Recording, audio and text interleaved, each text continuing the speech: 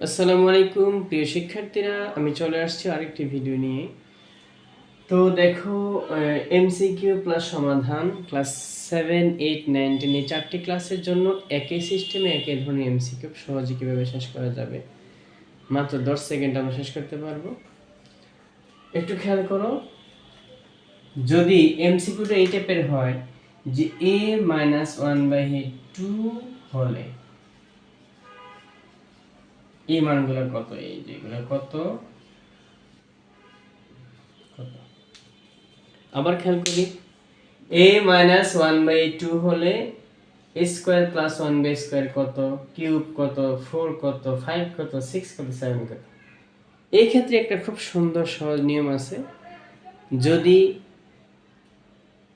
যে যার মান বের করতে হবে সেই চলকের সূচক যদি জোড় সংখ্যা হয় তাহলে অ্যান্সার হবে 2, আর বিজোড় সংখ্যা হলে অ্যান্সার হবে -2।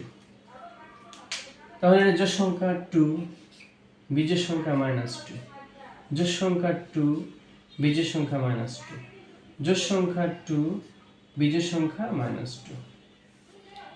আশা করছি শিক্ষার্থীরা খুব সহজে বুঝতে পেরেছো। আমি আবারও বলছি যে a-1/2 হলে, অর্থাৎ এরকম চলক থাকবে, মান থাকবে 2, চলকের মাঝখানে মানার চিহ্ন কিন্তু মান হবে 2।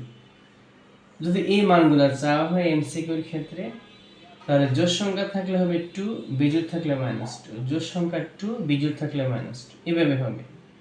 তাহলে তোমরা এটা বের করে আমাকে দেখাবে অবশ্যই।